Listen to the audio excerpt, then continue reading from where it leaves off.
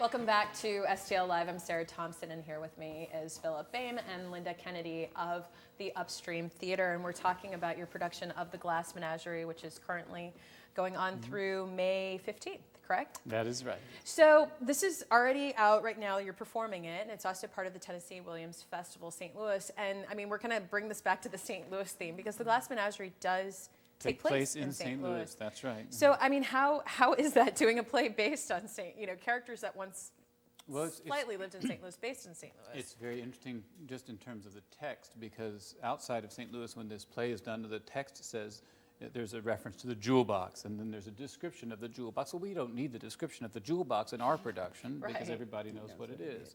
So there's that level.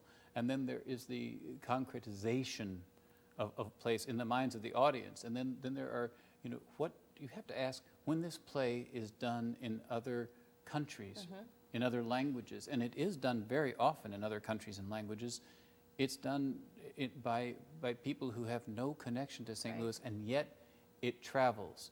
It reaches people, it moves people. And why is that? Because there's this universal theme. It crosses this threshold and it really reaches people.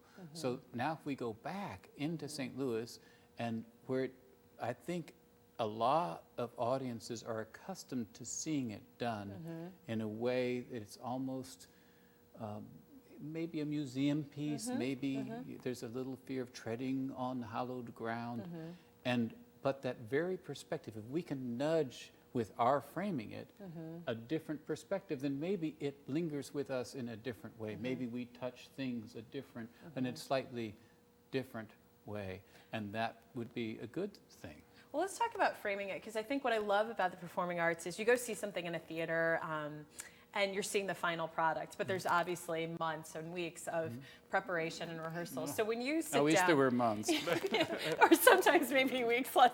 But when you talk about framing it, I mean, for people who don't know what goes into this, talk about that. Like, how does it start off? You've picked your cast and you sit down with the script, and have you already changed it as the director, or how does this work? Well, the state is not going to allow you to make too many changes, but we go through the script, and and what Linda was saying is very clear in this. The way it's written, he has an ear for the rhythm, and it's a very specific rhythm for these characters. And there's a quartet, there's a musical theme. And by the way, with music, we should mention that we have live music in this show.